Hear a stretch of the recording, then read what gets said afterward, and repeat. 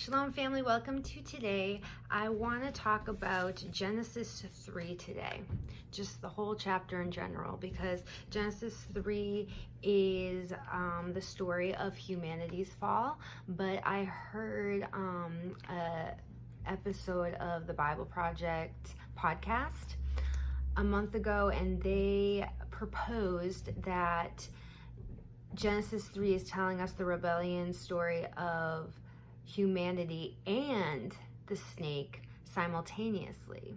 And they explain some textual details in the scripture that point in this direction, and I'm sold on it. Actually, it makes so much sense to me. I've been telling everyone about it, so I wanted to share it here. The first hint that this is true is that or evidence, not even hint, the first evidence that this is true is when the serpent is introduced to us in the beginning of Genesis 3. He is described as being more crafty than all of the beasts of the field. And the Hebrew word for crafty here is arum. And arum means crafty, prudent, sensible. It's a word closely aligned with the word wisdom, and throughout scripture, arum is a positive trait. It's used positively. So we are getting the snake introduced to us in a positive light.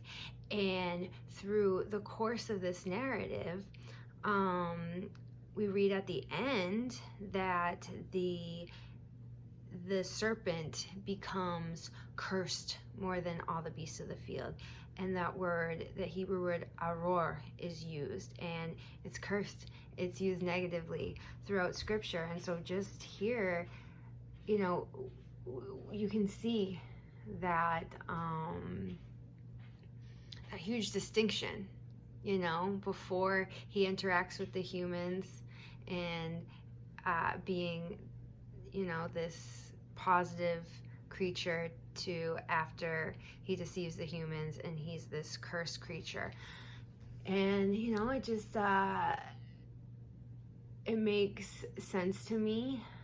The devil would be in the Garden of Eden. How they described it in the podcast, that is a really cool visual, is like the Eden was God's space and human space overlapping. Like Adam and Eve, they were hanging out with earthly creatures and heavenly creatures, these heavenly creatures that surrounded the throne.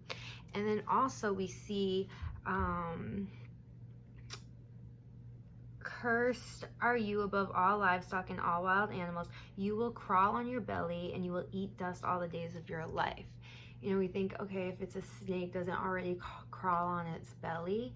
And seraphim, they suggested that like the devil was a seraphim, or the Satan was the adversary. It was a seraphim, and seraphims were these flying snakes. And so the devil goes from having wings to having, God took his wings away when he cast them out of Eden. So I'm gonna put the podcast in the description. I hope that I did it justice and this doesn't sound like a bunch of blah, blah, blah, like my mouth is full of marbles. But yeah, I'm thinking it's true, y'all. So let me know what you think. I hope you enjoy this, going down this rabbit hole as much as I did. That's my prayer for you. Have a great day, a blessed day. I love you all. Shalom.